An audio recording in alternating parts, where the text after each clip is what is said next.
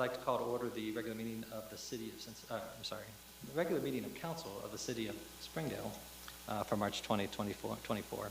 If we could stand for the Pledge of Allegiance and then remain standing for the invocation. Pledge allegiance to the flag of the United States of America, and to the republic for which it stands, one nation, under God, indivisible, with liberty and justice for all. Be in one unity.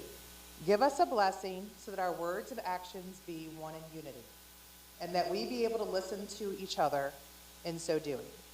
We shall, with good heart, walk hand in hand to face the future. In the presence of the outside, we are thankful for many blessings. I make my prayer for all people, the children, the women, and the men. I pray that no harm will come to them, and that on the great island that we call Earth, there will be no more war. That there will be no ill feelings amongst us. From this day on, we walk hand in hand, so be it. Excuse me. Ms. Brown, if you could take roll. Mr. Gleaves. Present. Mr. Jacobs. Present. Ms. McFarland. Present. Ms. Sullivan-Meiskop. Present. Mr. Vanover. Present. Mrs. Webster. Mr. Anderson. Present. All right, next on the agenda, we've got minutes. And just for people's awareness, it's not listed on the agenda, but we'll be doing introductions with our fine friends in the back after we finish with minutes. All right, so council, you in your package, you had the minutes for February 21st, 2024. Are there any changes or discussion? Sorry, what is your pleasure? Move to adopt. Second. All right, any changes, questions, or discussion? All right, seeing none, all those in favor of accepting the minutes as published signify by saying aye. Aye. Opposed? Abstentions? Minutes are approved with 7 affirmative votes. The March 6 minutes are still pending, so we'll get those at our next meeting. All right, as I mentioned, next we've got introductions on the agenda for tonight. From the police department, I believe Mayor Hawkins was going to kick that off. Thank you, Mr. President. Actually, Chief Butler is going to make an introduction. We'll swear some folks in. Thank you, Mr. Mayor, Council. Good evening. First, I'd like to introduce soon-to-be sworn-in Sergeant Garrett Wielander. Garrett, if you come down, please. Garrett's a native of North Texas and saw the light and moved north several years ago. He began his career in law enforcement in 2014, where he served in the village of Owensville and with the Hamilton County Sheriff's Office prior to coming to the city of Springdale in 2016. He's held the rank of corporal now and soon to be sergeant. Garrett enjoys, obviously, exercising. He's a exercise guru, outdoors, and spending time with his son and family. Garrett, I'll turn it over to the mayor now.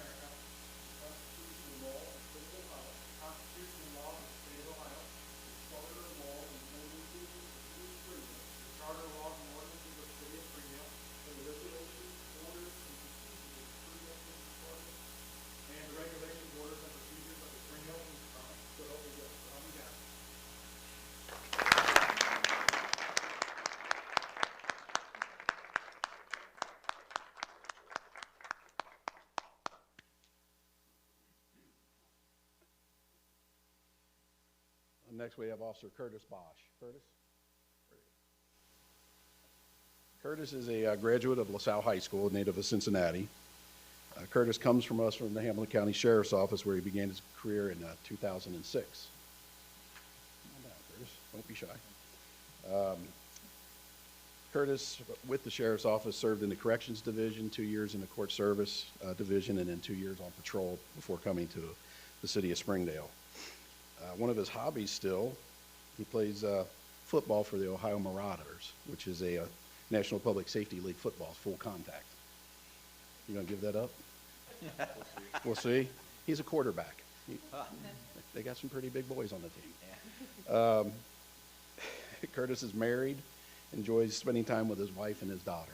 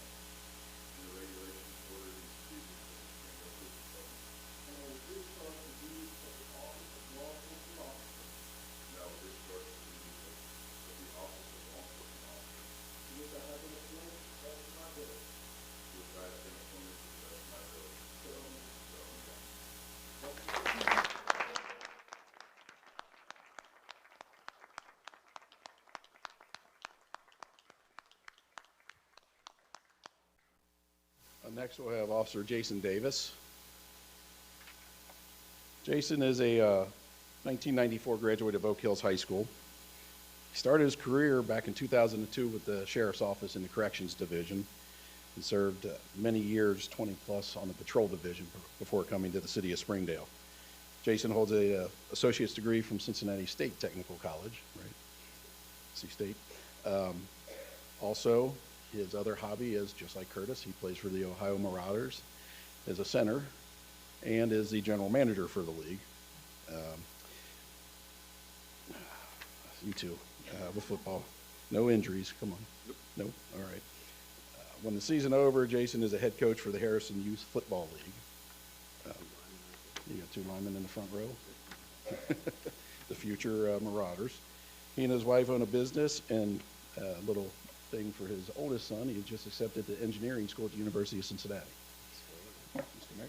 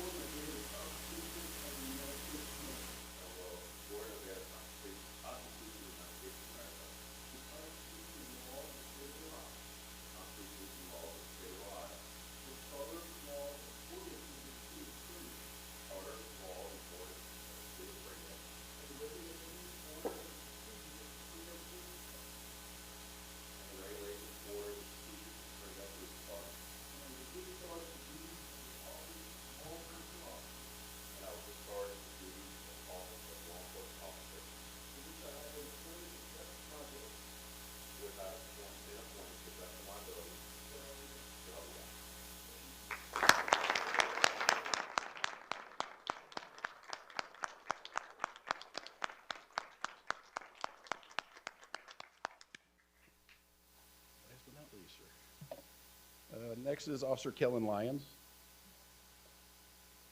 Kellen attended the police academy at UC Claremont. Some of you might remember Kellen. He's a retread. He's come back to us after seeing the light. About that. He does not play football for the Marauders. No. So, yeah, he might be the running back, right? Defensive back.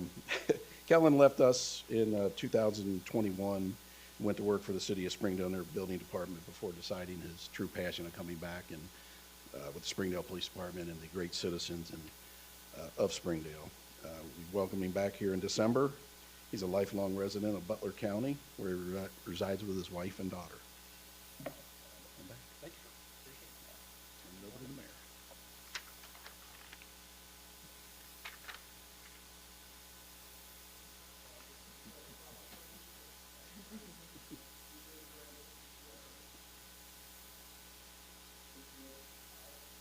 I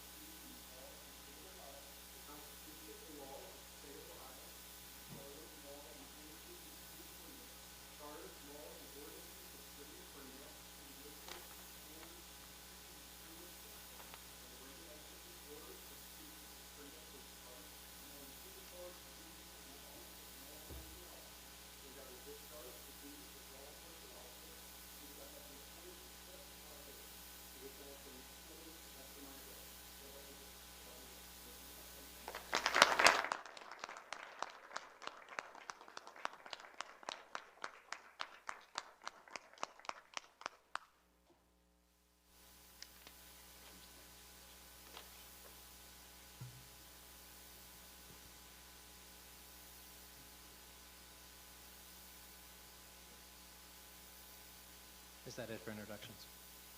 Is that it for introductions? It's always nice to have you here. The chamber always fills up whenever there's fire department or police here for new employees, so we're excited to see you. You know that you always have our full support, and we appreciate what you do out there. Thanks. We'll give you guys a minute. You all are welcome to stick around and listen to the rest of our business, but feel free to move along and go to your party. We won't take it personally.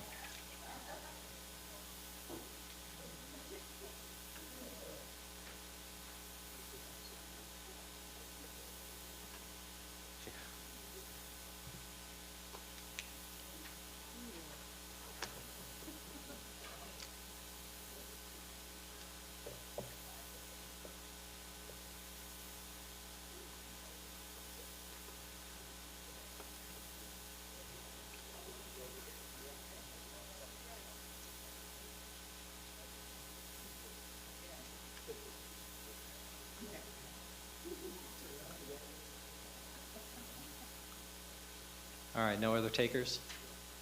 I warn you, we're going into committee reports next. It can be pretty exciting. All right, last chance. All right, next we'll move on. Committee and official reports. First, we'll start with Civil Service Commission. I don't see Mr. Coleman here. Was Mr. Yule going to help with that?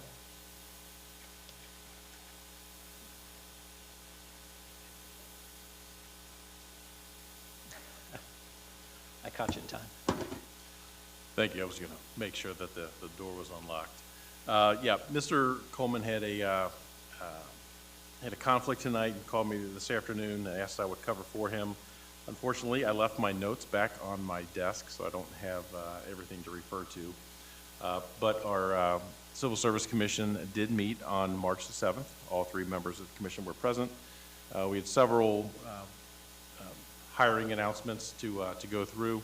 A couple updates for the building department, police department, with the patrol, police clerks, the administrative assistant, building inspector, full-time firefighter, and I believe some public works folks. So a few announcements there. In between, I'll grab my notes and I'll follow back up in meetings and announcements to give you some more. All right. Thank you for that. Next, we'll move to Rules and Law. Mr. Jacobs. Thank you, Mr. President. No report. All right. Finance Committee, Mr. Vanover. Thank you, Mr. President. Beginning year balance, $89,916.04. Our year-to-date actual receipts are $5,136,247. The year-to-date expenditures are $5,021,119. So it leaves us with an unencumbered balance of $10,260,062.82. All right, thank you. Next, Planning Commission, Ms. Sullivan-Westcott. Thank you, Mr. President. Planning Commission met on March 12th in these chambers, and we had one item, bodega on 12021 Sheridan Lane. It was an amendment to Springdale Lake PUD, and after a lot of discussion, it is a bodega that is going to go into one of the current office buildings. It's what's was proposed, and after a lot of discussion, it was tabled with a 7-0 vote, and we will see that again at a later date. If you have anything to add, or if anybody has any questions. Thank you. Great. Next, Board of Zoning Appeals, Mr. Gleaves. Thank you, Mr. President. I have no report. Board of Health, Ms. McFarland. Thank you, Mr. President. We had a meeting last week for the Board of Health. We had a few updates in Lefties in regards to the water problem. The notice has been served to the property owner to fix the issue with the problems with the water, or the water will be turned off. Some new business that we have coming up, National Public Health Week is April 1st through the 7th. And at one of our April council meetings, there will be a proclamation for Charles Noble. So that will be coming forward soon. Our COVID report, as of March 10th, we've had 58 cases with 1 death. Food program update. There is a new food truck that is setting up at the Days Inn on Glen Springs and Casanelli Square called Taquiero Mucho. I have seen that a couple times driving through the neighborhood. There's also been an issue. The police department is working with the health department about people illegally selling food out of their cars. It was initially a problem during the week. The health department was going out and taking care of that, and they figured it out, so they've started selling on the weekends and in the evenings. So they did get the police department involved. So if you do see that situation anywhere, please feel free to reach out to the police department. Obviously, health concerns for that.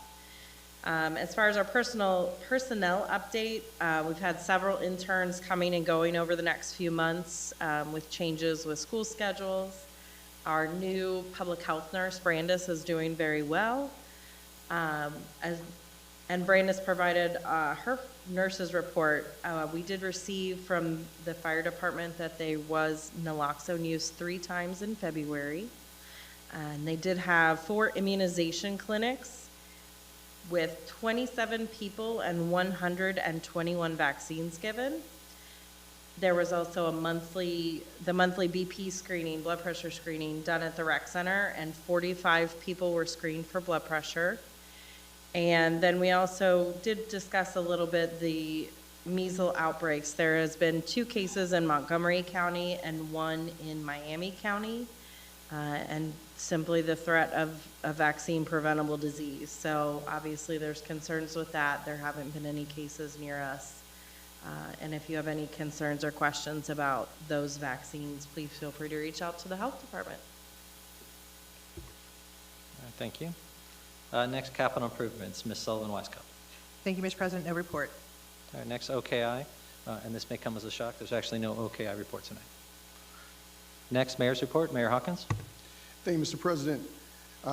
We had the Vance ribbon cutting and soft open back on March 5th, and it is open. Folks are welcome to go check that out. They're going to have a grand opening that'll be more ceremonial in the first or second week of April, but they are open for business at this time. Wonderful place for outdoor enthusiasts. Definitely a store to go check out.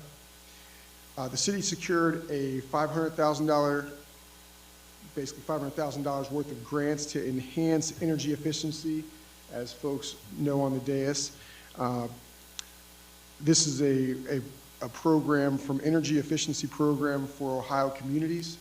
The funding will enhance energy efficiency initiatives within the city facilities, specifically the rec center and the municipal building. Our city had 2 applications that stood out among the 35 projects selected across 18 counties in Ohio receiving funding through this program. As indicated, the community center and the municipal building will benefit through LED lighting installations, HVAC control systems, and our chiller replacement that's as old as this building is. These improvements will save us on an annual $54,000 each year. So that's a very significant thing. And this successful grant acquisition is going to emphasize us being more energy efficient going forward. We had the State of the City address held on March 13th of this year at the rec center. It was broadcasted live. It was recorded, so anyone that did not get to see that can go online and pull that up and watch that. Our directors came out and did an outstanding job giving information with regard to what's going on and what to forecast and look forward to.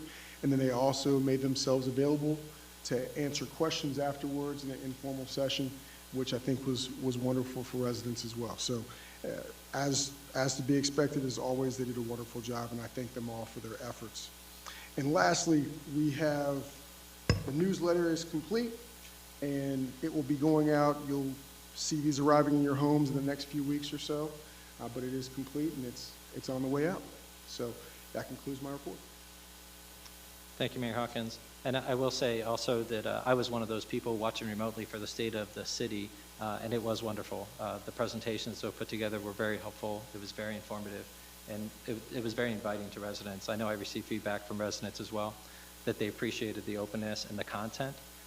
The people I talked to had called out specifically economic development, getting updates on what was going on there was especially helpful, and the other departments as well. So it was a really well-done job. I know I couldn't be there in person, but over the internet, it was well recorded and easy to understand. So thank you for that.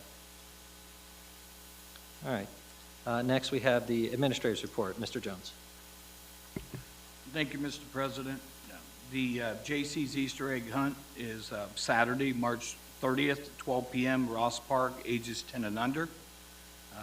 Springdale Community Center will be closed on March 31st in observance of Easter, as well as the other administrative buildings, obviously not safety services.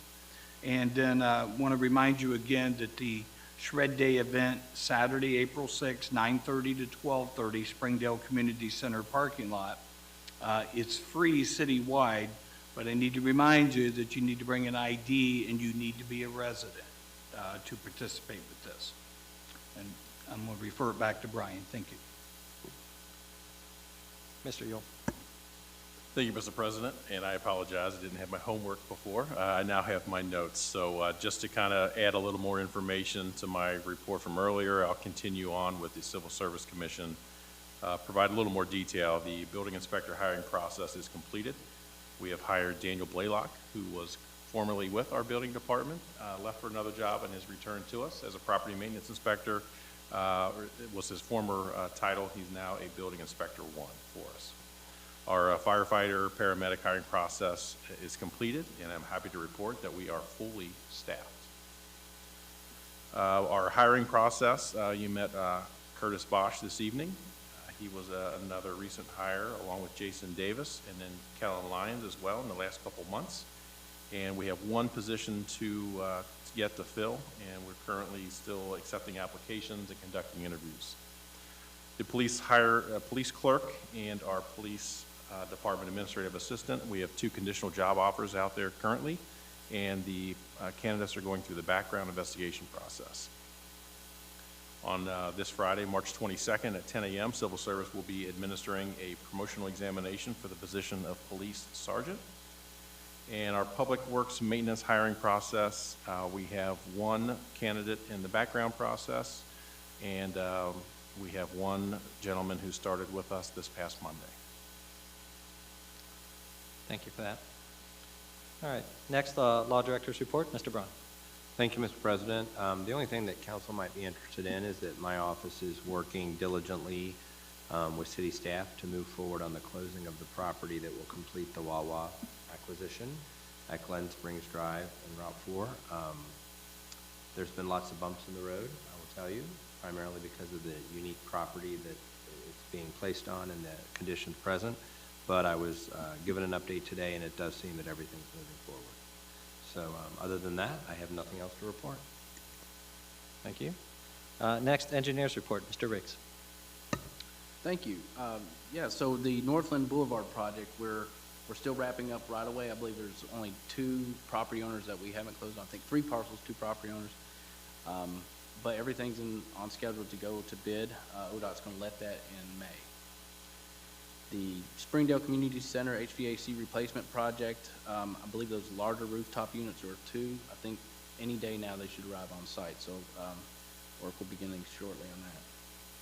The Crescentville Road State Route 74 to 747 improvements, the Butler County Engineer's Office held a pre-construction meeting on March 7th. I was not able to attend that meeting, but I hope to learn the project schedule of that real soon and be able to share it with everyone. The Tri-County Parkway sidewalk extensions, this is another project where we're wrapped up with the design, like 99% plans. We just need 1 easement, temporary easement from our, 1 property owner. So we'll be working to obtain that here soon. And that's all I had. All right, thank you. Next, we'll move to the Rental Program Committee. Mr. Vanover. Thank you, Mr. President. Really have no report for this evening, but I think that within probably next couple of weeks that we will reconvene and get back on task. Thank you. All right, that concludes committee and official reports. We'll move on now to communications. Ms. Browder, are there any communications for council this evening? None, Mr. President. Thank you. All right. All right, next we move to the part of the meeting where we open up communications from the audience. This is where anyone in the audience would have the opportunity to speak to council for any reason. If you're interested in addressing council for any reason, you'd come up to the podium, state your name and address, and then you'd have up to 5 minutes to speak to council. So at this point, communications from the audience is open.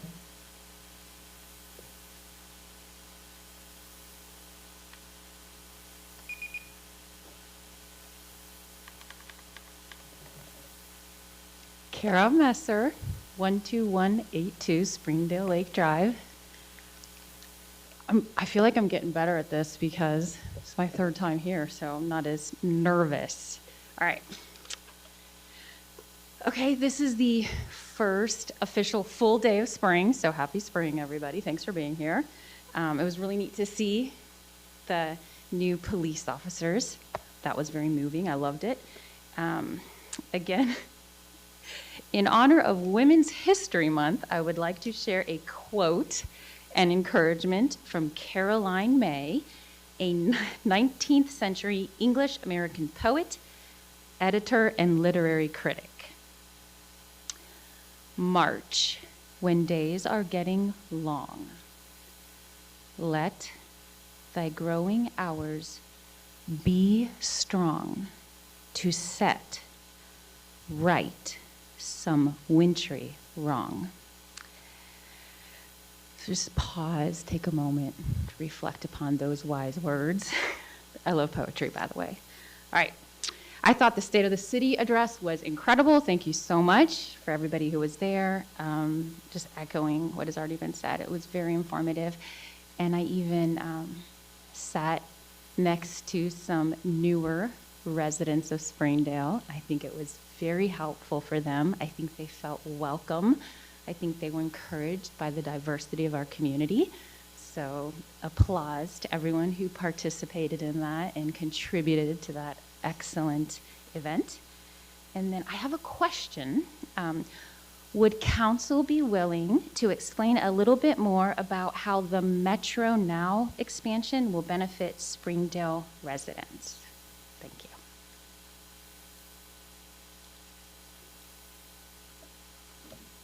So, I mean, I can take a shot at it.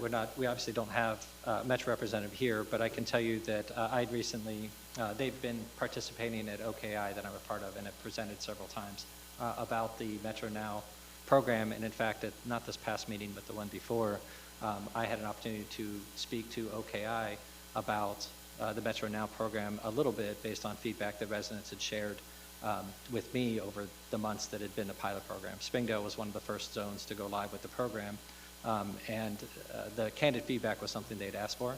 I know that I'd gotten feedback from residents, everything from people being able to get to doctor's appointments they weren't able to get to before, things like being able to go to the store independently, people being able to get to church over in Sharonville, being able to come to the rec center for senior meetings. And that was one of them that I thought was really impactful to me when I heard the story, because some of the seniors were able to now use that service to get to the community group here at the rec center using Metro Now. Metro Now would actually come in, or I think they plan to come in to speak with our seniors at one point too about the program. So just that access has really been nice to hear. It's nice to see them being responsive. Your question was, how does it impact Springdale? I know from my perspective, it's nice to see us being recognized by the larger community as a place that would benefit and has a vibrant area, things to go to. There's businesses that are listed, and there are residents that have been helped. So I don't think we have any kind of metrics that we could share, but I know it's been nice to see our name in light in that light. Could I add something else that you said that I have a little bit more time? It'd be real quick. So I recently went to something at the Sharonville Convention Center, and it was amazing, and I like how cities work together. And I thought it was really cool that on the map that they have at the Sharonville Convention Center of local businesses that you can visit, some of them were in Springdale. So I thought that was really positive. I actually showed it to my kids and said, like, hey, check out, see if you can figure out which one of these highlighted here are in Springdale. So I just thought that was pretty cool too, like cities working together, and like I think we can all benefit from the collaboration and everything. So what you said reminded me of that. So thanks, appreciate it. Thank you, Ms. Messer. All right, the floor is still open if anyone else would like to address council.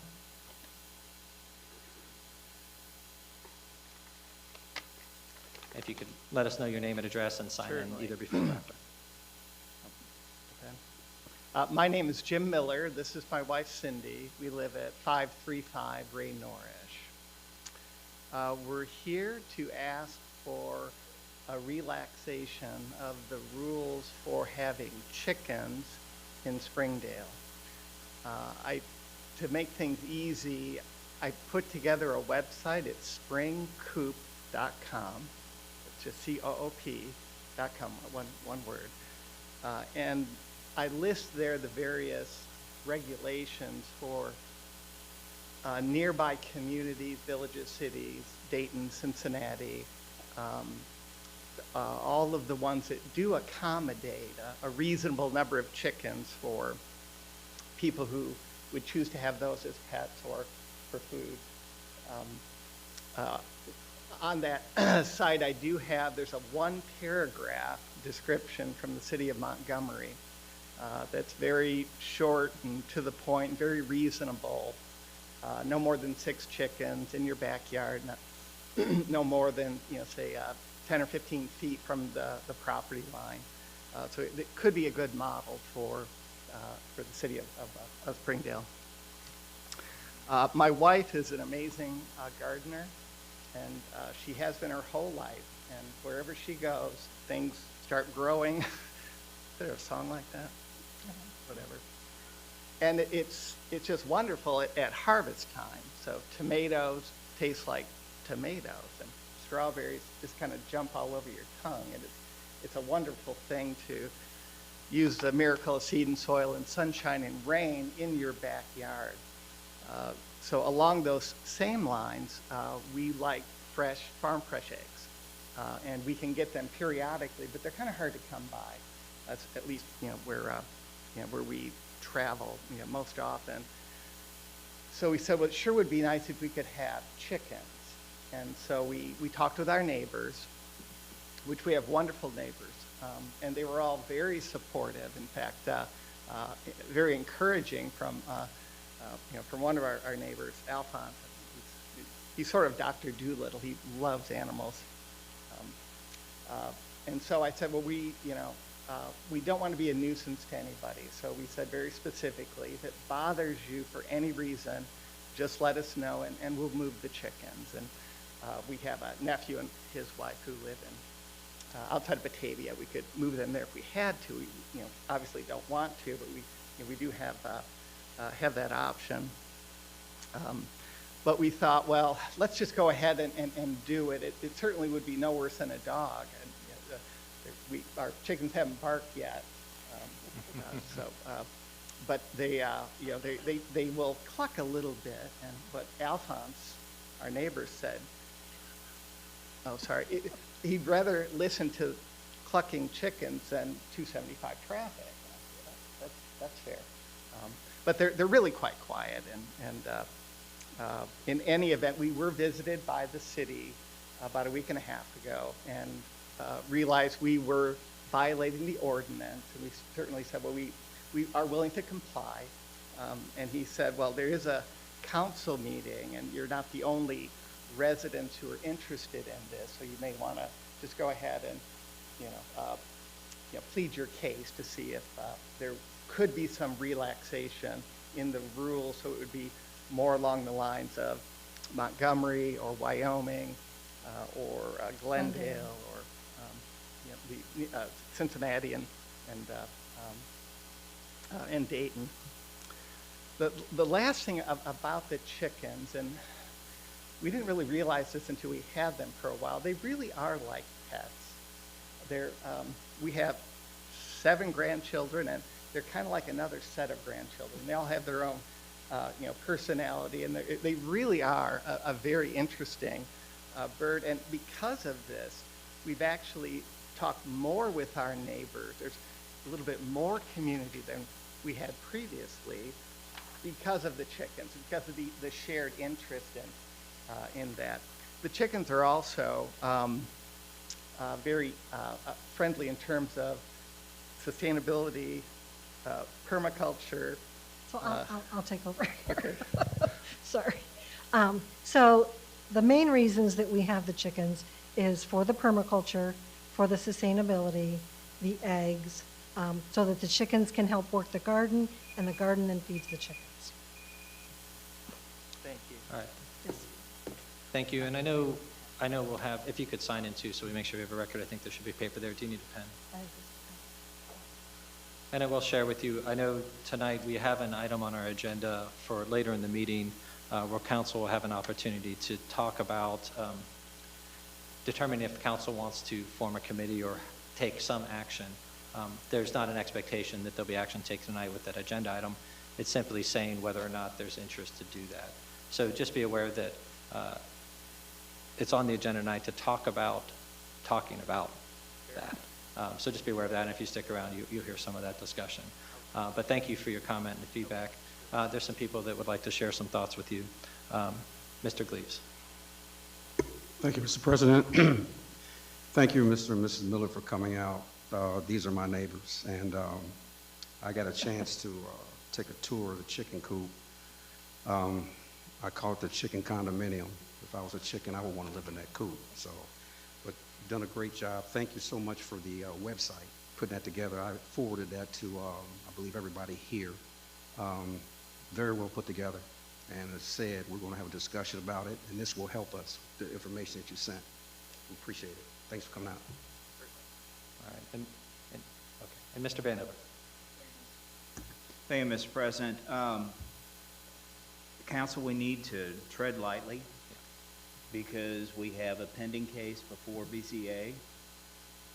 So I would just caution, we've had instances in the past where a driveway, and right now, in my mind, our best response is we can't comment because it is a pending case.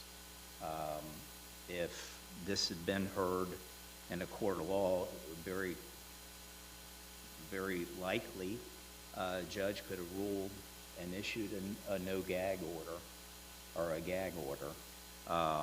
So we want to tread lightly and be fair because both BZA and Planning Commission are technically subcommittees of the council, but they are independent and need to be able to operate unimpeded and free and fair without undue pressure or influence from another body. So just and I don't know if Mr. Ron wants to make any further comment, but I think that we need to be cognizant of our procedurals.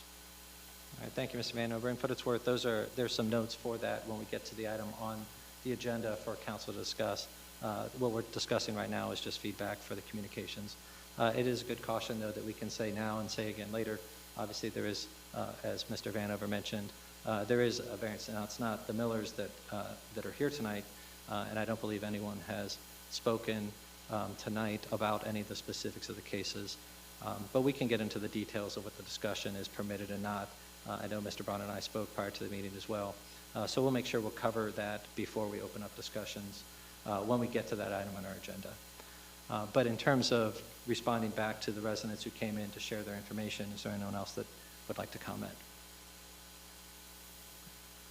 I don't see any lights for now, but as we mentioned, we intend to have some discussion about having discussion about this later in the meeting. You're, of course, welcome to stay and listen to that, but thank you for sharing your thoughts and your information. All right.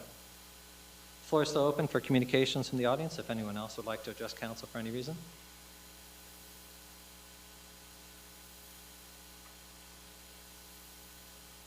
Hi, everybody. I'm back. My name is Cole Spradlin, and I live on 870 York Haven. First, I want to say thank you to everybody up here for making the State of the City possible. I know each of you up here had some part of that. We should keep the event going annually. It taught me a lot more about the city that I did not know before, made me feel more informed. For example, I didn't know there was work done on the CSX train bridge on 747, and now I feel safer going under that bridge. I also want to thank admin and the department heads for attending the State of the City. so that they could keep us apprised of current developments that were going on in their respective departments. I'd also like to thank Mr. Yule for filling in for the building department director and keeping us informed of that department. I would also like to thank whoever put that PowerPoint presentation together. It was very informative, probably took a lot of coordination between all the department heads, and it probably took a couple hours of their life that they'll never get back. I also have a question about the new turn lane at Glen Springs and Route 4. Are there any other plans other than the new turn lane and the traffic light system to help improve traffic in that area once the Wawa gets built and brought in? Thank you. Also, does anyone have a pen? I hear one. Take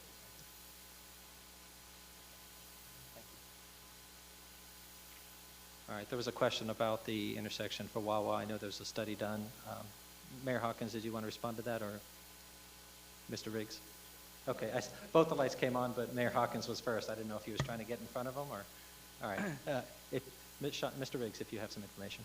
Yeah, it's part of the development requirements to construct an additional left turn lane on Glen Springs onto Route 4. And when they did that, they also have to reconstruct part of the signal, so there'll be some road widening. But generally, that's all you're going to see. There'll be obviously site improvements. There's 2 parcels involved that are in some land trading with the city, but it'll be a big project still. From a just a public improvement standpoint, it's a significant project. I think the estimate was what, 590,000. Is that correct? Yeah. So it's a good project. All right. Thank you.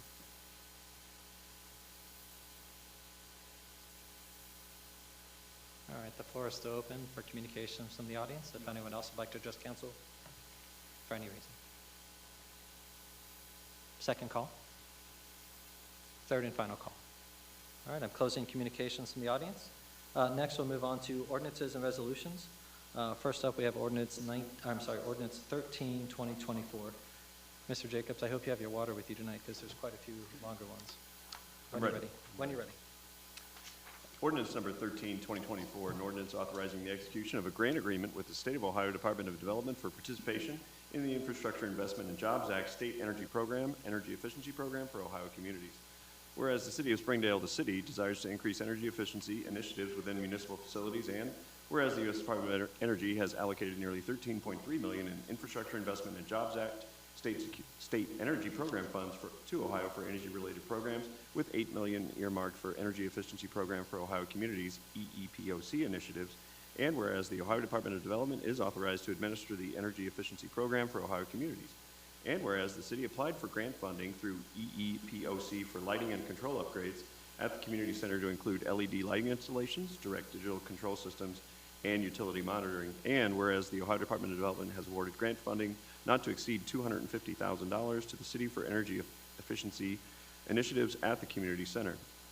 Now therefore be it ordained by the Council of the City of Springdale, Ohio, members elected thereto concurring Section 1, that the city administrator is hereby authorized to execute a grant agreement with the State of Ohio Department of Development for participation in the Infrastructure Investment and Jobs Act State Energy Program, Energy Efficiency Program for Ohio communities, the agreement, and to execute any and all other documents and agreements consistent with acceptance of the grant and participation in the program.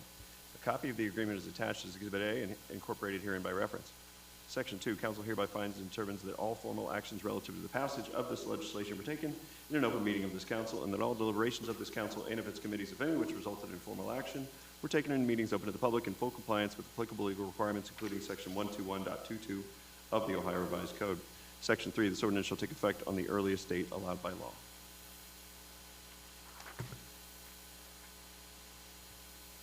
Council, you've heard the reading of ordinance 13, 2024. I believe we can act on this. This is a first reading. This is a first reading, so if there's any questions or discussions at this point. Seeing none, we will see this one again.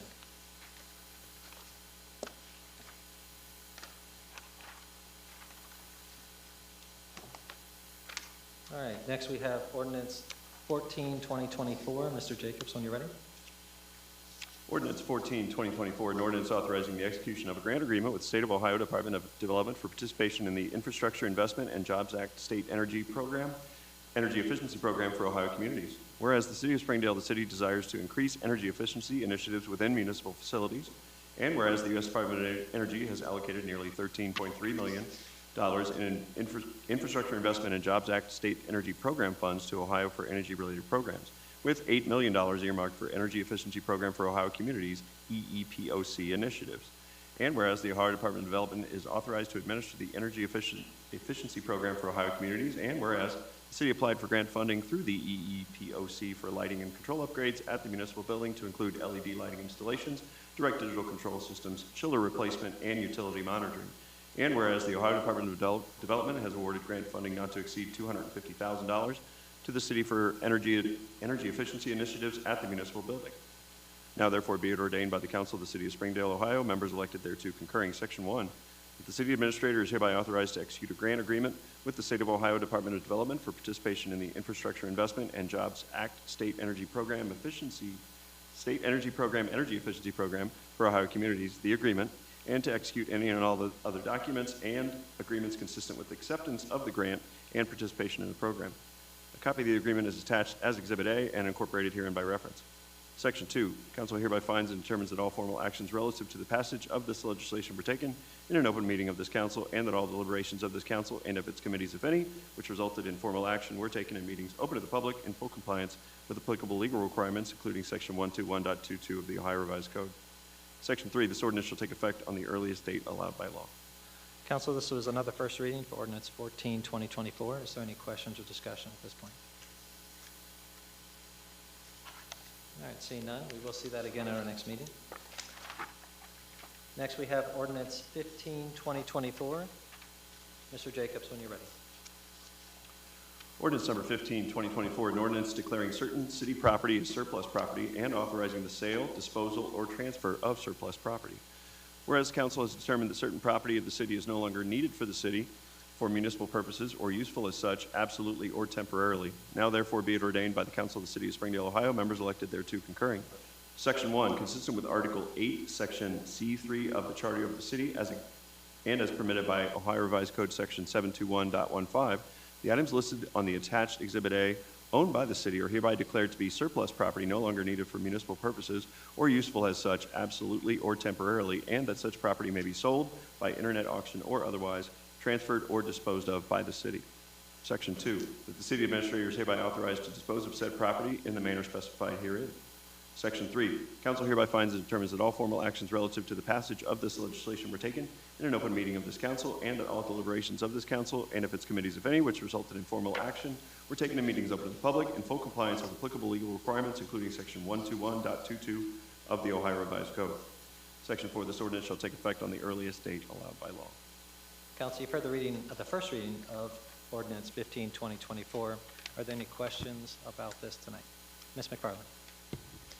Thank you, Mr. President. I did notice that there were a few items, self-care items, shampoos. So is that something that we can donate to shelters, things like that, rather than sell for? Mr. Yule. Thank you, Mr. President. Yes, the first order of business is to declare them surplus, and then that allows us to get rid of them. But that's probably the preferred method. I don't know that people will be bidding on something like that, but yeah, we'll look for some other group within the city that we can hopefully donate those items to. Thank you. All right, other questions or discussion about that ordinance? All right, again, this first reading, we will see that again at our next meeting. All right, Mr. Jacobs, when you're ready. Next, we have ordinance number 16-2024. Ordinance number 16-2024, declaring improvements to parcels of real property located in Springdale, Ohio to be a public purpose under Section 5709.40B of the Ohio Revised Code, exempting such improvements from real property taxation, declaring certain public improvements to be necessary for the further development of those parcels, establishing a tax increment equivalent fund, and declaring an emergency. Whereas prior to the passage of this ordinance, the City of Springdale, the city, entered into a tax increment financing agreement with CCA Glen Springs LLC, developer. The development agreement pertaining to certain parcels of real property more fully described on Attachment A attached to this ordinance the property as authorized by ordinance number 11-2024 passed by this council on March 6, 2024. And whereas sections 5709.40, 5709.42, and 579.43, the TIF statutes, provide the council may, 1, declare by ordinance to be a public purpose any improvement as defined in Ohio Revised Code section 5709.40 and hereinafter the improvement to a parcel of real property and thereby authorize the exemption of said improvement from real property taxation for a period of time. 2, require the payment of service payments in lieu of taxes by the owner or owners of the parcel. And 3, establish a tax increment equivalent fund for the deposit of these service payments. And whereas the city has determined that it is necessary and appropriate in furtherance of the city's economic development activities and in the best interest of the city to provide for exemption of the improvement to the property from real property taxation and for the payment of semi-annual service payments in lieu of taxes with respect to the property pursuant to Ohio Revised Code sections 509.40B to 509.43. And whereas notice was given to the Princeton City School District and the Great Oaks Institute of Technology and Career Development on March 4, 2024 of the consideration of this ordinance providing for tax increment property tax exemption as required by sections 509.40 and 509.83 of the Ohio Revised Code. And now therefore be it ordained by the Council of the City of Springdale, State of Ohio. Section 1, pursuant to section 509.40B of the Ohio Revised Code, this council hereby creates the Glen Springs Fuel Station TIF, the boundaries of which shall be coextensive with the boundaries of the property and shall include the parcels constituting the property as specifically identified and depicted in attachment A, attached here 2, which parcels are located in the incorporated area of the city, each such parcel being hereinafter a parcel. Section 2, that this city hereby finds and declares that certain public infrastructure improvements in the city, including certain roadways, sewer, water, utility, streetscape, traffic studies, and other related and opportunement public infrastructure improvements, all as further described in Exhibit B, attached hereto and made a part thereof, the public improvements are necessary for the further development of the parcels of land described in Exhibit A, attached to this ordinance, and for the creation of jobs, increasing property values, and the provision of adequate traffic control in the city of Springdale. The further development of the parcels in the Glen Springs Fuel Station TIF will place direct additional demand on public improvements.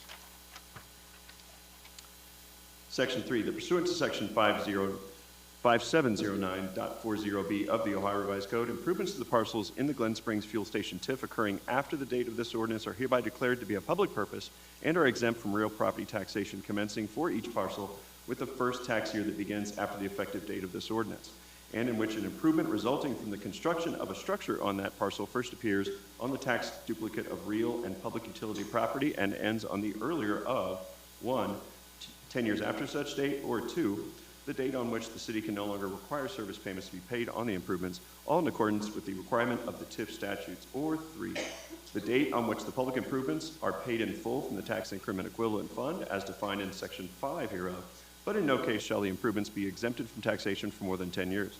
It is hereby determined that 1, a portion of the improvements shall be exempt from real property taxation. 2, such portion shall be 75% of the improvements. And 3, the public improvements directly benefit or once made will directly benefit the Glen Springs Fuel Station TIF.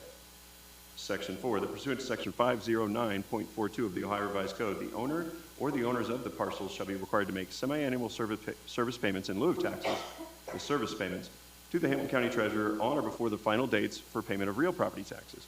This council hereby expresses its intention and authorizes the mayor and or city administrator to sign such documents as may be necessary and appropriate to assure the payment of such service payments. Section 5, that pursuant to section 5709.43 of the Ohio Revised Code, there is hereby established the Glen Springs Development Public Improvement Tax Increment Equivalent Fund, the Tax Increment Equivalent Fund, into which the service payment shall be deposited. Money in the tax increment equivalent fund shall be used to finance the public improvements, including but not limited to, in the manner described in the development agreement, and may be used to make payments to the Princeton City School District and or the Great Oaks Institute of Technology and Career Development at the discretion of council. Section 6, that the proper city officials are hereby authorized to do all things necessary and proper to carry out sections 1 through 5 above, including but not limited to filing any required applications for tax exemption with the Hamilton County Auditor and or State Tax Commissioner. Section 7, that the city administrator is hereby directed to forward a copy of this ordinance to the County Auditor of Hamilton County. Section 8, pursuant to section 5709.40 of the Ohio Revised Code, the city administrator is hereby directed to deliver a copy of this ordinance to the Director of the Department of Development and the State of Ohio within 15 days after its passage. On or before March 31st, 1st of each year that the exemption set forth herein remains in effect, the city administrator, economic development director, or other authorized officer of the city shall prepare and submit to the director of the Department of Development of the State of Ohio the status report required under Section 5709.40 of the Ohio Revised Code. Section 9, that it is hereby found and determined that all formal actions of this council concerning and relating to the passage of this ordinance were taken in an open meeting of this council, and that all deliberations of this council and of any of its committees that resulted in such formal action were taken in meetings open to the public in compliance with all legal requirements, including Section 121.22 of the Ohio Revised Code. Section 10, that this ordinance shall be an emergency measure necessary for the preservation of the public peace, health, safety, and general welfare, and shall, subject to the terms of Article 2D, 3D of the Charter, be effective immediately. The reason for the emergency is to allow the exemption to be approved and effective expeditiously to allow for the construction of public improvements in a timely fashion as contemplated in the development agreement. All right, Council, you've heard the reading of Ordinance 16-2024. It does have the emergency clause and can be acted on tonight. What is your pleasure? Move to adopt. Second. Moved and seconded. Discussion or questions? Mr. Vanover. Just note that on Section 9, there's a typo. It should be "an" instead of "AIL." And I believe that's a Scrivener's error. Mr. Brown, are we okay to proceed without an amendment? Okay. Seeing him nod, I said yes. Okay. All right, any other questions or discussion?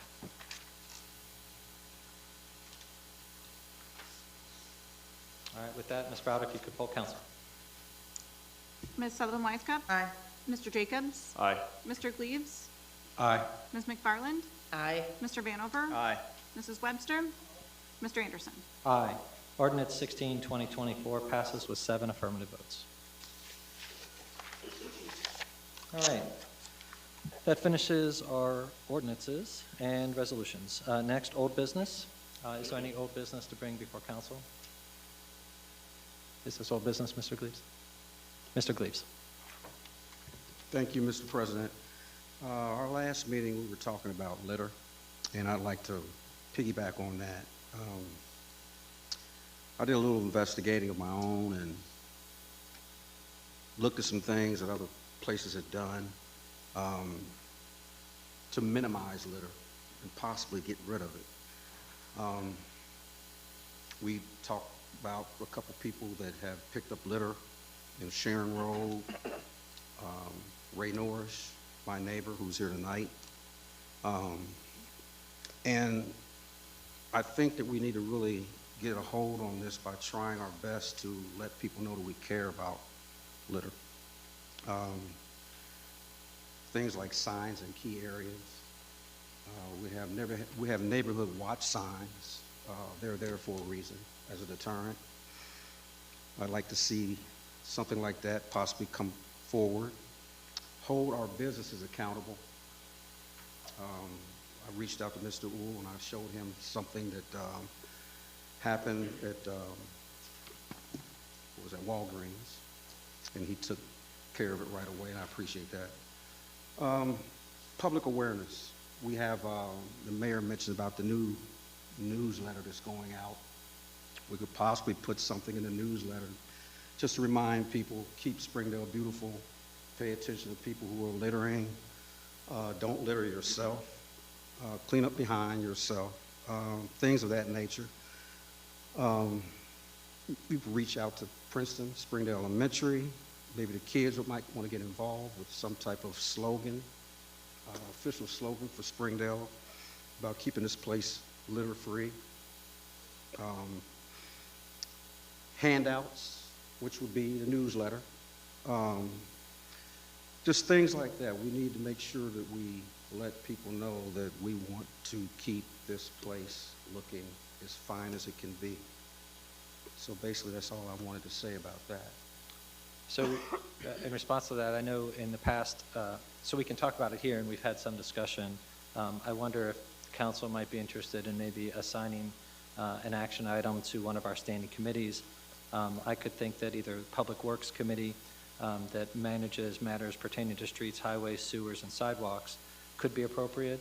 or it could be appropriate to assign an item to the Public Relations Committee to work on more of the messaging, if that's something that might make more sense. So really, it's really a question of the rest of council, if this is something that we think maybe they should dive into and see if there's some actions we can take.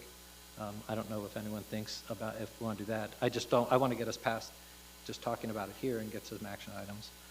What does council think about assigning it to one of our standing committees? Ms. Sullivan-Weiscup. I have a quick question, because I know that it's illegal to litter, correct? What does our police feel about this? Because that's their job, correct?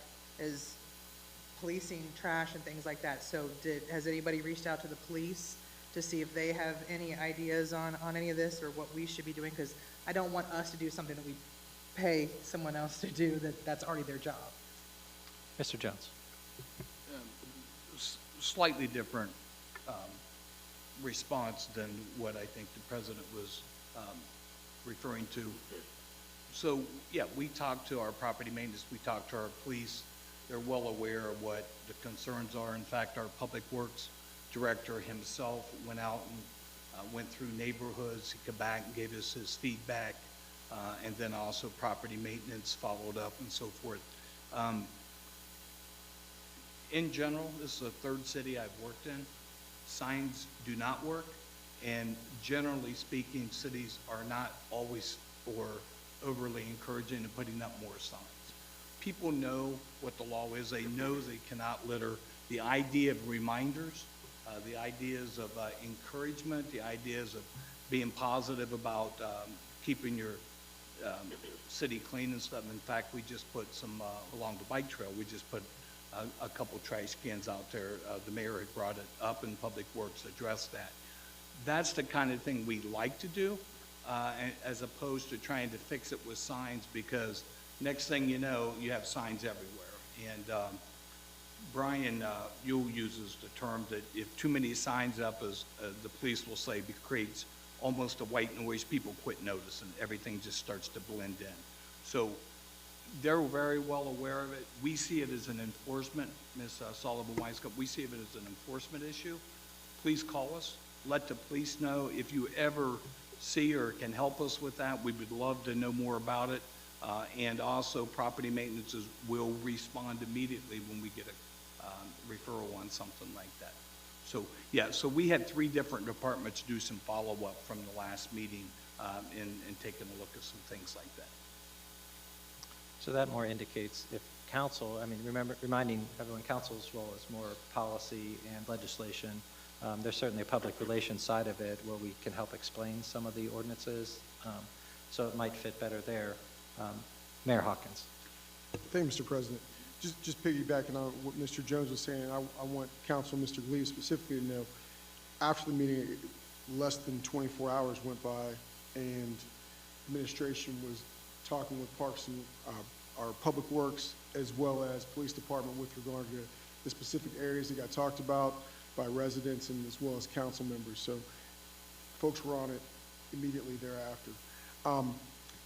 That conversation just reminded me of a conversation we'd had administratively, and I forgot to ask Mr. Braun, so I'll ask Mr. Braun now. In terms of what we have on the statutes right now, I'm assuming it is a minor misdemeanor that we have pending for litter. Yes, Mr. President. It's typically a minor misdemeanor. I can check. Every community I know makes it a minor misdemeanor. And so along those lines, as administrative we were talking about, and I apologize, I'd just forgotten to talk with you about, we have many things going on. My understanding is a law enforcement officer can't cite somebody for a minor misdemeanor unless they observe it. Is that right to your knowledge, or it could be something to check on? Yeah, typically they can't cite anyone for any violation that they don't witness or have evidence before them. They investigate, but they don't investigate a minor misdemeanor in the same way. So yes, that enforcement is always an issue when it comes to things like litter, because you have to observe the offense in order to cite them. This comes up in a lot of offenses. So along those lines, I mean, it's the difference of if there's a theft offense alleged, but it's not witnessed by a law enforcement officer, they may be able to go and cite that. And so I know at least in the city of Hamilton, and I'm the last person to over-criminalize anything. Anybody that sat here with me for 14 years knows I am not about that. But one thing that administratively we discussed that could be discussed with council is if it's something that is raised from a minor misdemeanor or maybe even an unclassified misdemeanor, I don't know if that would work too, where it's something where if someone witnesses it, they can notify a law enforcement officer, and a law enforcement officer could bring a citation for that. That's something else to consider in terms of legislation. So I know the city of Hamilton, I think it's a misdemeanor of the 4th degree or misdemeanor of the 3rd degree, and when I'd see that, I'm like, why the heck did you guys criminalize this where someone can go to jail for 30 or 60 days? But that might be a reason why they did that, because if a cop didn't see it, they can't do anything with it. So enforcement is the biggest part. I mean, folks have to be observant, see stuff. You see somebody drop, I mean, Ken Road is the ultimate. You live in Beacon, Oxford Hills. Saturday, Sunday morning, you see Wendy's, White Castle bags on the side of the road. They're all over the place. And so if people are aware of it, not that you're going to see somebody at 2 in the morning, but if you see it and you can give a plate and you can give that information to law enforcement, and if we have legislation that has the teeth to be able to go and do something with it afterwards, then that may be something else to be considered. So, and it's something that, again, if council decides they want to have some further review with that, that's just an idea that council may look at in terms of either doing an unclassified misdemeanor or raising it up from a minor misdemeanor to an M4 that may help with regard to administration doing some enforcement things if someone doesn't see it. But law enforcement officer doesn't see it. Ms. Webster. This nice lady that was here last week talking about all the litter down at Hooters. I live behind Hooters, and I know there's a lot of litter, and it's all up and down Ray Norris Drive, too. But that, I don't think it's the residents. It's the people that go to those restaurants. I don't live here. What do I care? And that's what we can't do anything about. I see it. I know it. It's bad. Thank you. All right, so what I'm hearing is administration feels like they have tools to enforce now, so it's not a question of that. There's been discussion of maybe doing some education, but again, that would be, I don't want to step on administration's toes. That's not council's role to do.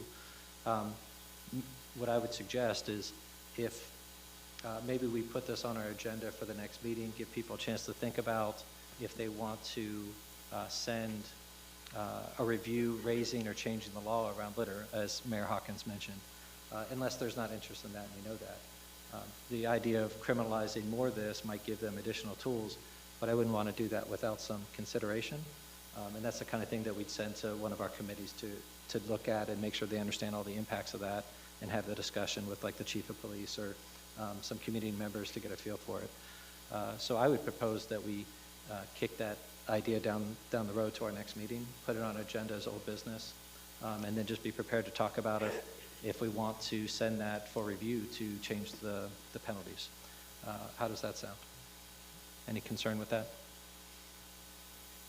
All right, seeing none, maybe we'll go ahead and put on our agenda for our next meeting to look at updating the ordinance or the impacts of litter.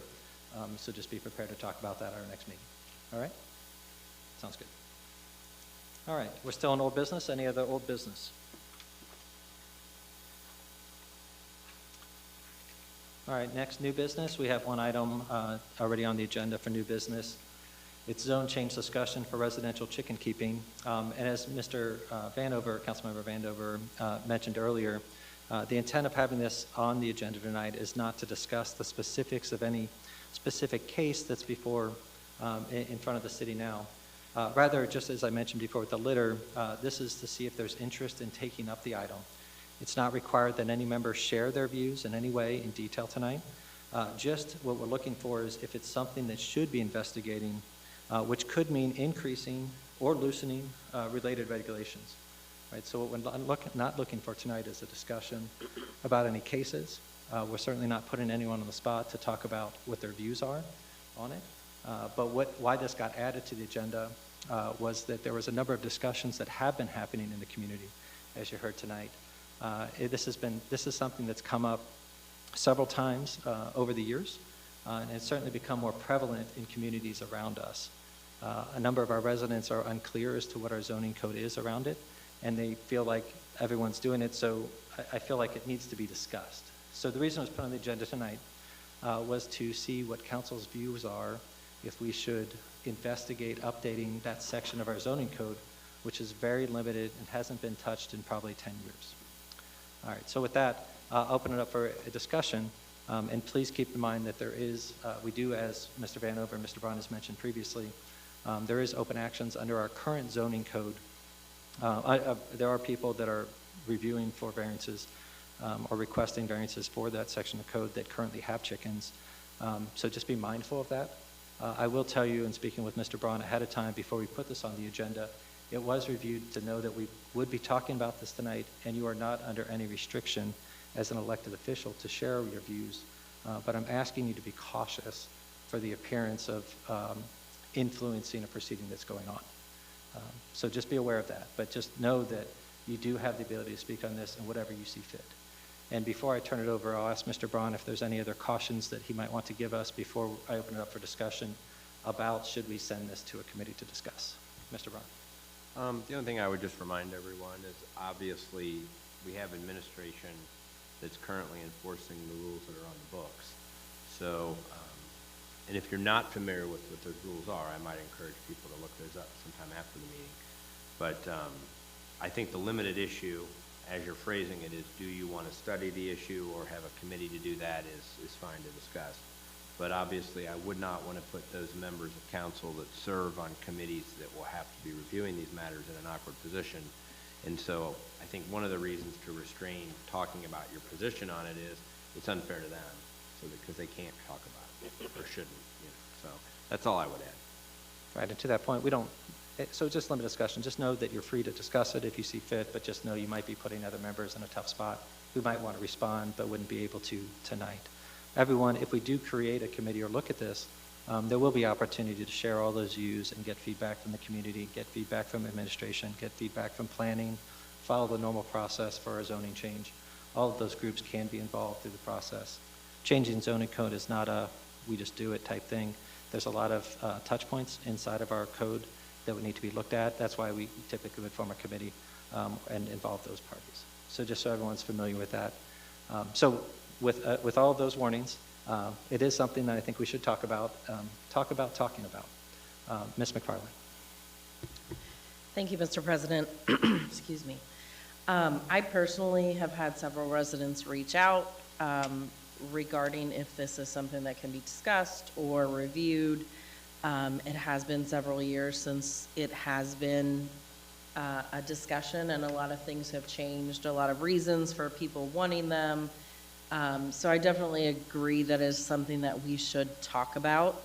I personally have experienced the benefits from family members that have chickens in other locations. And obviously we have a lot of residents in Springdale that already have chickens. So maybe it is something we at least need to look at and figure out what the benefits to the community are, figure out what the benefits to our residents are, and decide if that is something that we want to change. Thank you. Mr. Vanover. Thank you, Mr. President. I have no problem assigning the discussion and research, if you want to call it, to that. But one of the problems, obviously, the one committee that would jump out, the Standing Committee's Rules and Laws. However, the chair of Rules and Laws is also on BZA, which would not be appropriate. It's putting them in a precarious situation, which is not fair.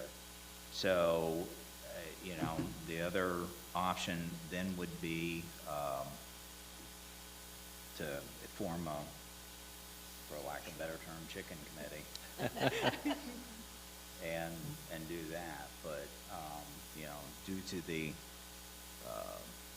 not limited resources, but limited number of us here doing double duty in different committees, the obvious would be Rules and Laws, but with Mr. Jacobs serving both as chair of that committee and also on BZA, that puts him in an unfair and precarious situation.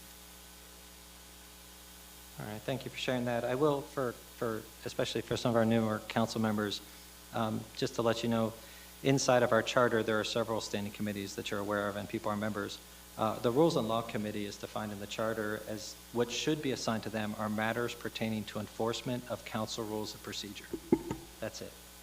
Historically, council has sent other things to that committee, but it is not required to. So the charter only requires Rules and Law and defines it as matters pertaining to enforcement of the council rules of procedure. So it certainly is a possibility to send it to that standing committee. My expectation, or what I'm prepared to, if council would want to do this and pursue it, would be to create a special committee similar to what was done in past years for the rental program committee that had a very specific scope, and then they would be able to work around that. I did want to respond briefly to the comment about a member may or may not be able to act on both BZA and a special committee.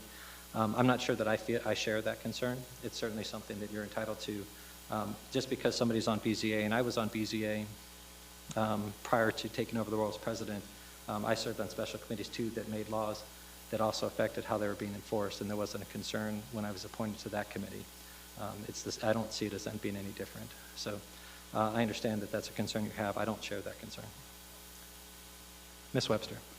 Have you had a lot of talk or requests, or as a city, for chickens? People want chickens?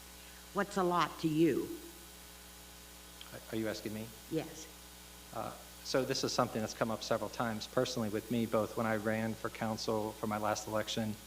It was something that I addressed when the state of Ohio also presented ordinances to try to overrule and set rules for chicken keeping at a state level. That was a prior council. In terms of how many, I'm not sure I kept track of that. I can tell you what spurred me to add it to our agenda was after there were 3 different members of council that spoke to me about it. At that point, when you have almost half of council saying, hey, is there something we should do about this? That at least seemed like something that was worth putting on the agenda to talk about. Why do people want the chickens? Oh, I mean, I think you heard Mr. and Mrs. There's Miller. so many dogs and cats that don't have homes. Why doesn't somebody choose a dog or a cat? I don't know. I don't understand it. They smell. They're going to bring coyotes. And then if you got a little dog next door or something, the coyote could get the dog, and on we're going. I just don't understand it.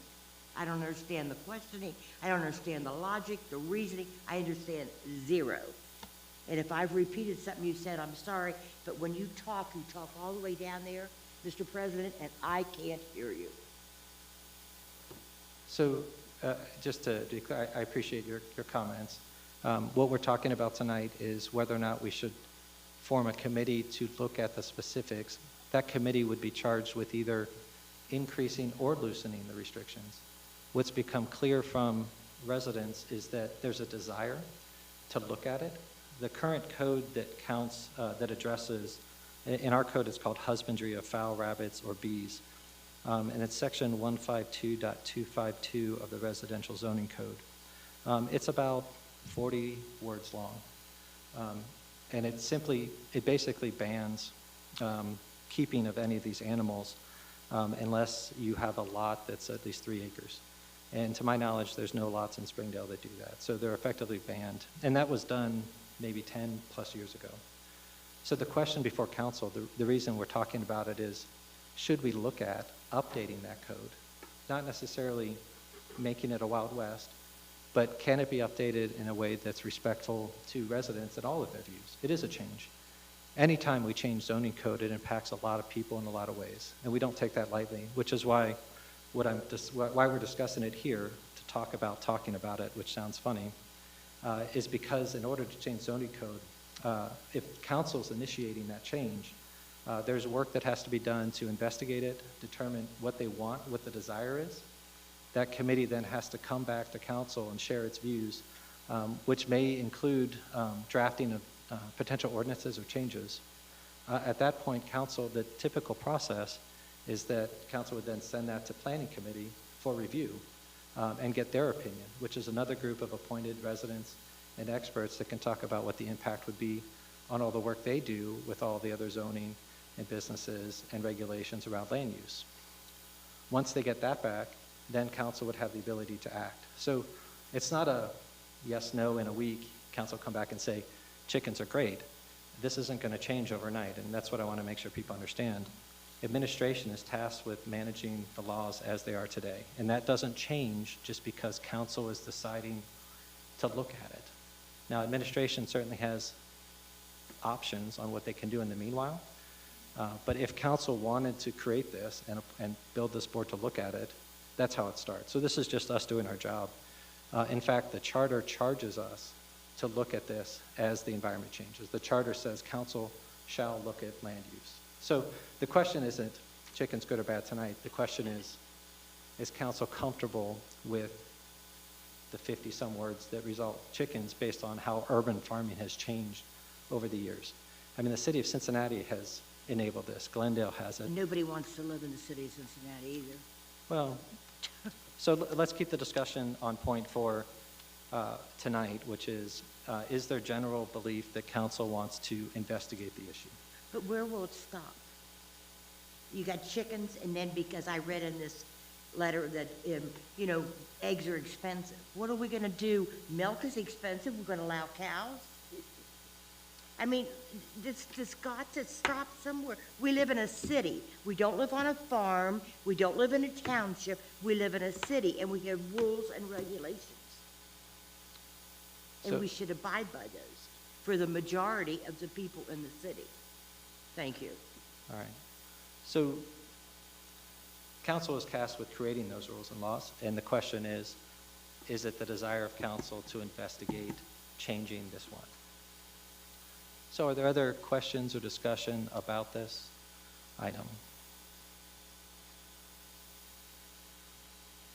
All right. So at this point, knowing that there have been several council members that have asked for this, as well as residents that have asked us to at least formally say whether we want to take a look at this, what I'm doing now is making a motion to form a special committee for the specific purpose to investigate and recommend back to council as a whole updates to our code of ordinances to clarify and or modify our code, permitting or further restricting what is now commonly referred to as urban farming, referenced as husbandry in our current code, chapter 153-252, residential zoning code, section C, including fowl, rabbits, and bees, in part or as a whole, as well as related sections as determined by this new special committee, which we'll call Urban Farming Special Committee. This special committee shall follow established processes and best practices, including involving Planning Commission and city administration and its relevant departments where practical. With the consent of council, the special committee members would include Councilmember McFarland as chairperson and Councilmember Dan Jacobs as member. Is there a second? I second. All right, motion and seconded. At this point I'll open it up for discussion on the motion to create to create the committee and staff the committee. Mr. Vanover. Thank you, Mr. President. I guess a procedural question for Mr. Braun. I don't ever recall a motion being made from the president's seat. I'll certainly let Mr. Braun respond, but I can tell you when I reviewed Robert's Rules of Orders and small boards, it's permitted. If it's an issue for Mr. Braun, we can certainly retract it and do it separately. Mr. Braun. Robert's rules will allow it to happen. We typically don't do it that way, but it was seconded. I mean, you could move to have someone else if it's a concern for council. Well, I'm happy to manage that. If you'd be more comfortable, the chair is looking for a motion that says as referenced before.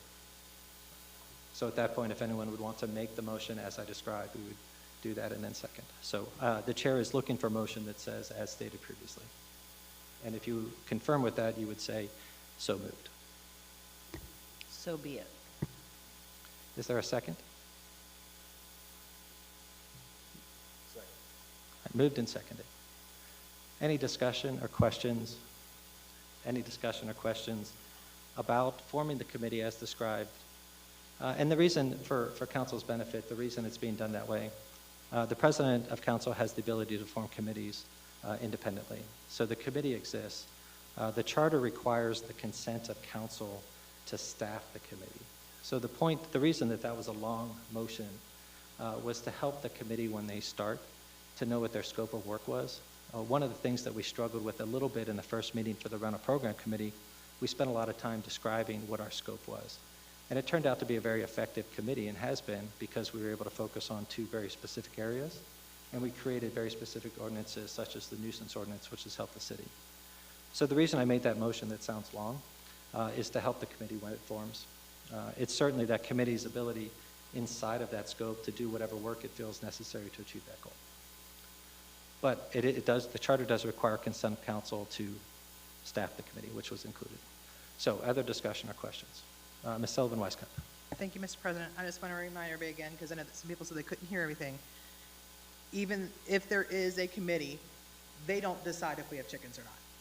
I want to make that very clear, because I think that some people might get confused about that. That's not what it means. It means that they're going to have a discussion. If you're changing zoning, like he said before, it goes through a whole entire process. So there's a lot of voting that's going to go on before it even comes to us. Again, if it comes to us again. So just know, if this is formed, it doesn't mean that there will be chickens. There will not be chickens. There will be kangaroos. There's nothing said yes or no. It's saying there's a committee, and then it goes from there through the process of whatever it may or may not do. Thank you, Ms. Sullivan-Weiskamp. One thing I'll mention is one of the reasons that I indicated those members as my preference for the committee is because Ms. McFarland currently serves on Planning Commission as one of our representatives, which makes her uniquely qualified to interact with them and make sure that they stay informed and involved. She was also one of the members that when I was talking to her about what she learned when she was talking with residents during the recent campaign, because you interact with a lot of people when you're campaigning. You kind of get a feel for what's happening, more so than when you're stuck up here so much or focused. It was in a discussion with her on one of those outside views and that was something that she brought up as feedback she had gotten. So I thought she was uniquely qualified for that space. And Mr. Jacobs was another one that, because of his role on BZA, he sees how the ordinances are being interpreted and how they can affect residents. So I feel like that's a benefit to him as a member. Additionally, he has a little bit more experience in council. I didn't think it would be fair to have two new members do that out of the gate, have one more experienced member along with a newer member. It's important also to note all the members here will have an opportunity to share their views at different points. And there's nothing preventing you from sharing information with the members of the committee outside of it and inside their meetings.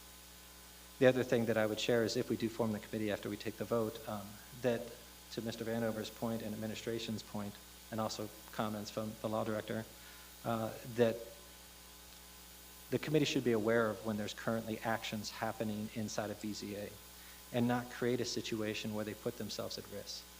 Just because we've created the committee doesn't mean that they have to meet tomorrow in advance of whatever happened. They can wait until after that action is completed, or work with administration to find out what works best with that group. They might have other actions that they're investigating, and they can work with that and coordinate when the best way to do that. This is going to take some time. This is just starting the process.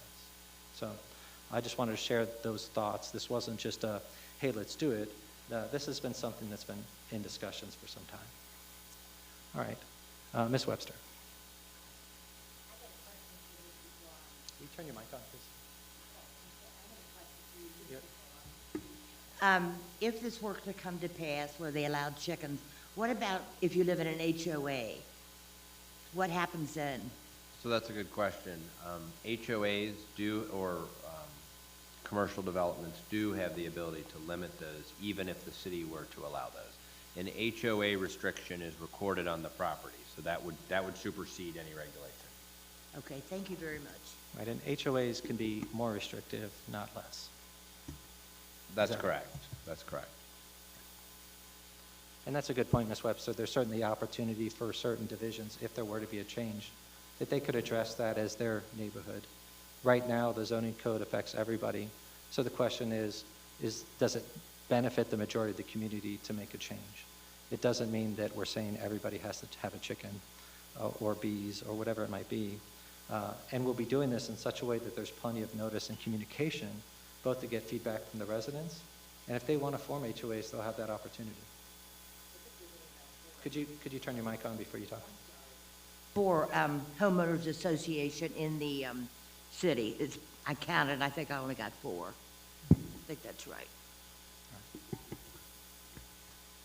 Okay. Other discussion or questions? Keep in mind we're inside of a motion to create the special committee called Urban Farming Special Committee. And that's only because I couldn't think of a better name, as Mr. Vanover mentioned earlier. All right, so at this point, Ms. Browder, would you poll council on the appointment to members to the committee, which is already known as the Urban Farming Special Committee? Ms. McFarland? Aye. Mr. Jacobs? Aye. Mr. Gleaves? Aye. Mrs. Webster? No. Mrs. Sullivan Wisecup? Aye. Mr. Anderson? Aye. Mr. Vanover? Aye. All right, the appointments of members McFarland and Jacobs to the Special Committee, Urban Farming Special Committee, has been approved with 6 affirmative votes. And we can kick that off when it's appropriate. Ms. McFarland, we can talk about the best ways to do that in the future. All right, thank you for that discussion and for keeping it on task as much as possible. I appreciate it. I know creating committees and rules is a new function we haven't done, I think, as this body yet. So there's a little bit of a learning curve, and we'll work through that as best we can. All right. Any other new business to bring before council? All right. Seeing none, we'll move on to meetings and announcements. Any meetings or announcements? Ms. Sullivan Wisecup. Thank you, Mr. President. The Planning Commission will meet on April 9th at 7 p.m. in these chambers. Mr. Gleaves. Thank you, Mr. President.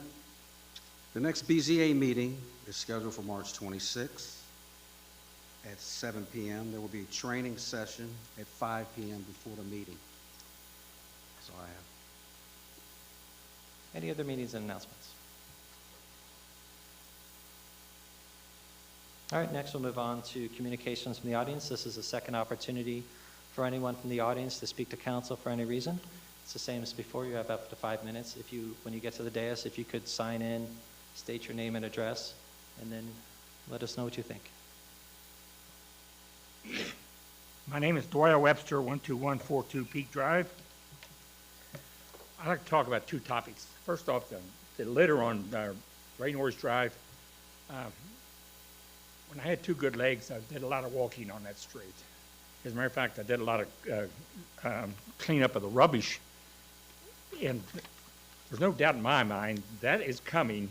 You got a long stretch there, which there's no individual homeowner. It's just open land, if you will, that borders the crossings and the gables and some of the homes up there and where you live. And it's people that are coming and going to that apartment complex. And I think it might be worth our while just to have somebody talk to the ownership up there, the management, and say, look, you're really causing a nuisance to this city with all this garbage out here on the aprons. And that's exactly where it's coming from. I don't think necessarily it's coming from, no, it's patrons that are leaving various restaurants around town, but that's where it is. Maybe that would be worthwhile to approach them. Secondly, I have a question for Mr. Braun. Is this question of chickens, does it rightfully belong in the zoning code? And here's my concern, is that I've always been told that if you don't like something with a zoning code, you can go to BZA, you can get a variance. And that once you get the variance, it goes with the land, not particularly with the people. And so if all that is true, then that means that next Tuesday, some homeowner is going before BZA to get the approval for chickens. Assuming that would be granted, that means forever and ever, whoever owns that property can have chickens. That doesn't sound right. It sounds like there ought to be some other way to try to control chickens outside the zoning code. That's my 2 cents worth. All right. You brought up 2 points, and I think the first one about litter being a nuisance is brought to mind something else. As part of our nuisance ordinance, one part of that we did through the rental program committee, we did talk about litter originating from businesses being something that we can actually cite the businesses for as well, if it's around their area or if we think that they're a nexus for that issue. So that's something else that administration could use if it's necessary, if what you're saying is true. Just so people are aware, we do have an ordinance that helps with that to keep the businesses in line too. I think at the time, it was largely to make sure that businesses would provide enough waste receptacles to be responsible for their consumers, things like that. But the nuisance ordinance should help with that as well. Well, maybe we could threaten the apartment complex with the violation of the nuisance ordinance. Well, and that's certainly something else that's possible. If there's litter outside of a business is responsible for that as well. Right. And if it's an ongoing problem, it's certainly something that was included, at least in the discussions we had when we created the nuisance ordinance. And I think you were in the room for some of those discussions in the past. So that was something I think that we did that was helpful for this, that if it continues to be a problem, we can deal with. Mr. Vander, would you have a comment on that? Yes, thank you, Mr. President. Well, one of the biggest banes to litter happened about 1970s when we got rid of paper bags in grocery stores because they saw multiple lives after they were used, and we have these godforsaken plastic bags. Just look at on honeysuckle along 275. I've never seen a paper grocery bag hanging from a tree 30 feet up. Yeah. But the tree looks like it's decorated for Christmas with these plastic bags, and they're all over. And it's we use reusable bags,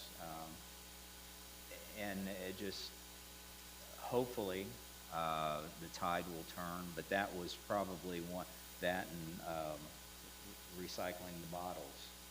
A number of us are old enough to remember that we paid for some of our childhood activities, collecting bottles and taking them in. So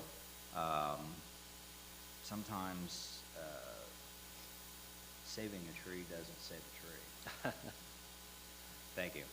Thank you. And I'll add to the question about variances, something that people might not be aware of with the Board of Zoning Appeals.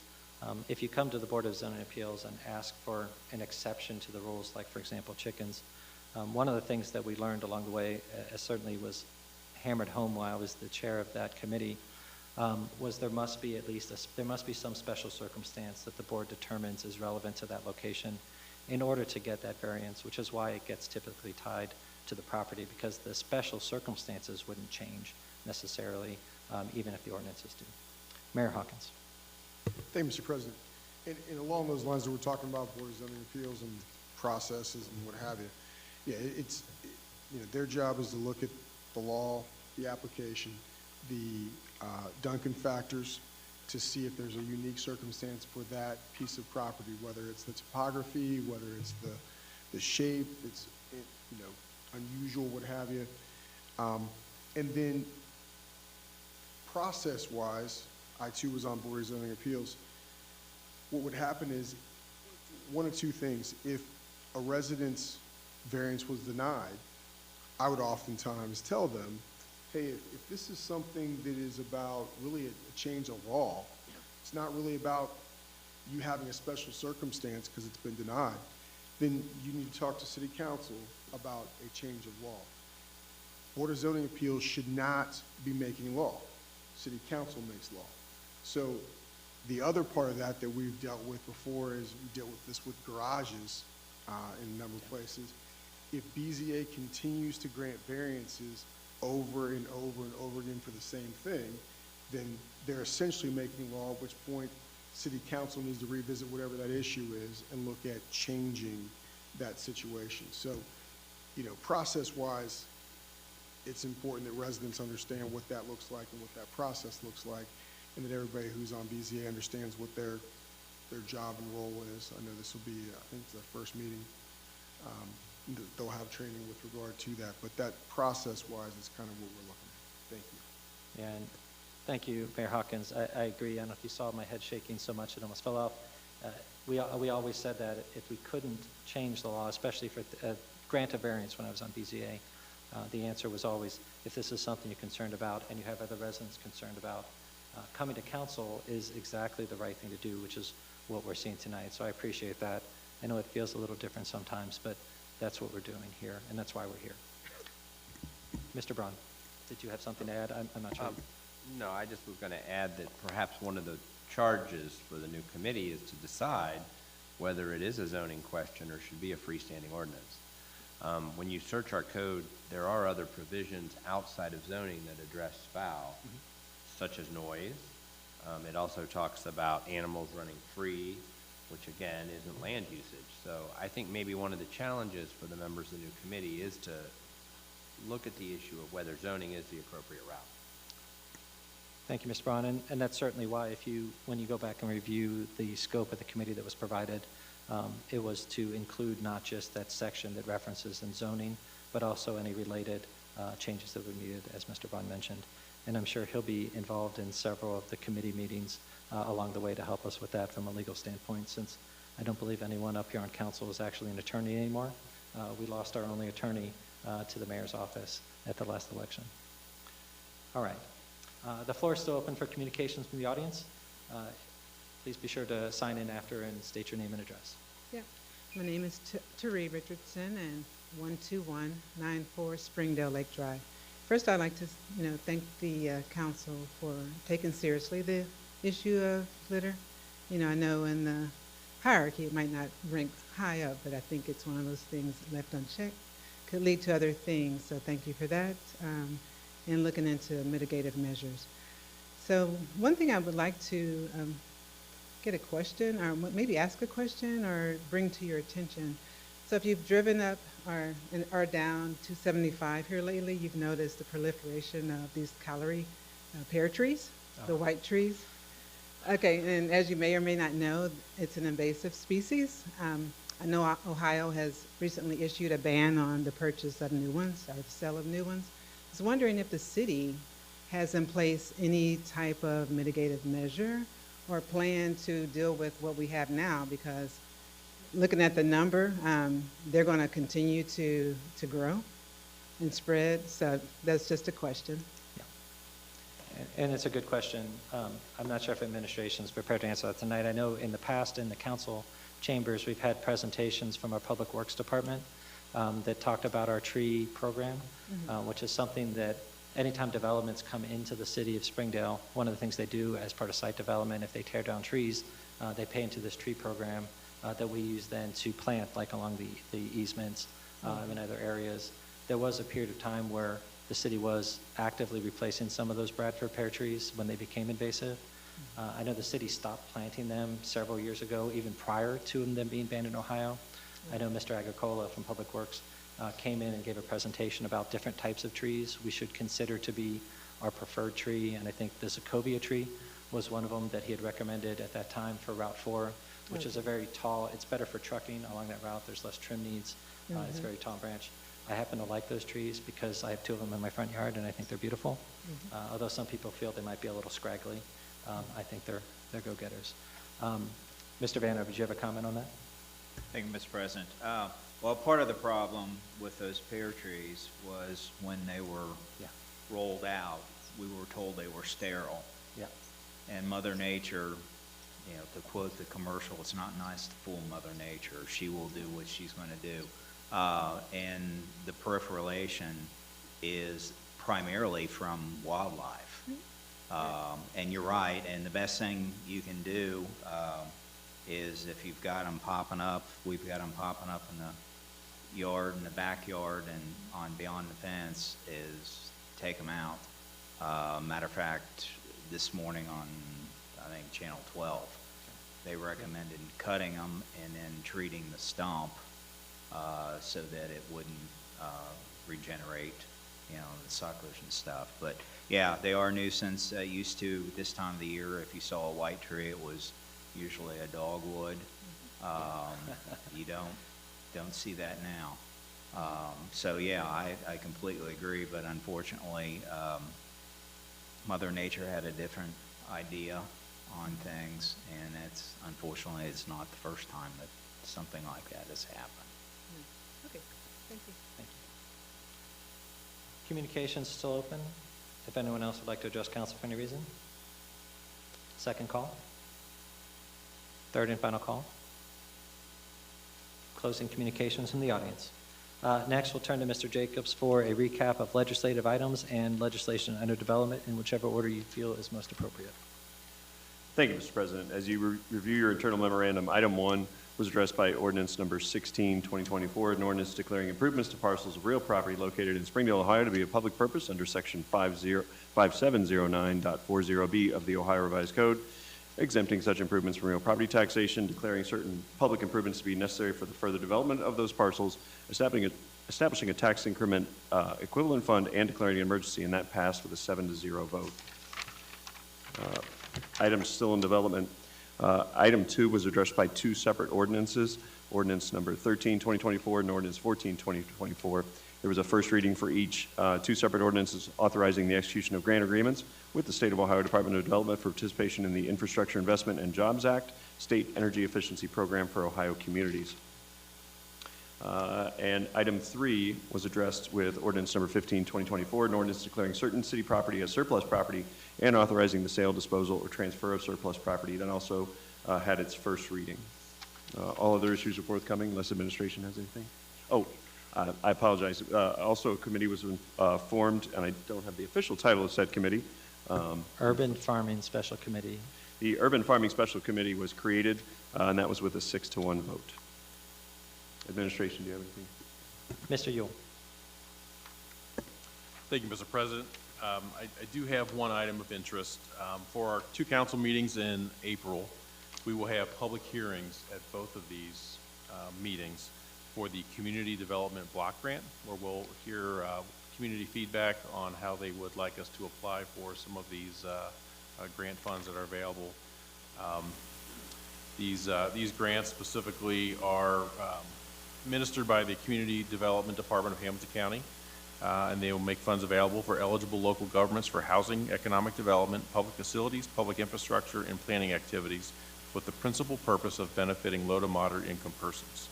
So we will have our first hearing on April the 3rd at the council meeting, and then our second on April 17th. We'll provide a little bit more information at the April 3rd meeting as well. Thank you. Mr. Jones. Mr. Jones, did you have something? Mayor Hawkins is going to take it. Mayor Hawkins. Well, I'll defer to the mayor first. Fair enough. Thank you, Mr. President. First thing is council to consider summer session. We're here in the end of March, and so typically as we go through the summer months, we'll have usually 1 meeting a month instead of 2, unless something comes up and we need to have a special meeting. But something for council to consider. The administration had gone through some checks with regard to issues that we thought may be involved, where we're clear to be able to do a summer session scheduled if council sees fit. You don't have to make that decision today, but figured it's something that you should be thinking about. So we come back maybe the first meeting in April, council's thought about that, making some decisions as people make plans for the summertime.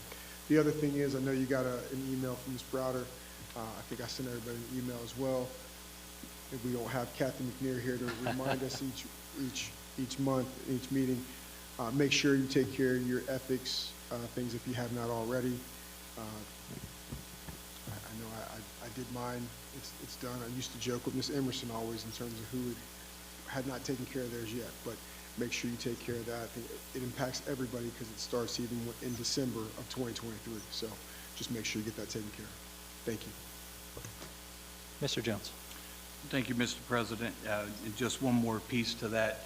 We are also required to notify last year's elected officials, and we did that today. So both Mr. Ramirez and Mrs. Gantos, and is there anyone else? That's good. Thank you very much. Oh, and Mayor Webster. Yeah, he's not up on the dais. Fair enough. All right. Anything else on items 14 or 15? No, thank you, Mr. President. All right, with consent of council, all we have before us is item 16. Move to adjourn. All right, we're adjourned. Thank you, everyone.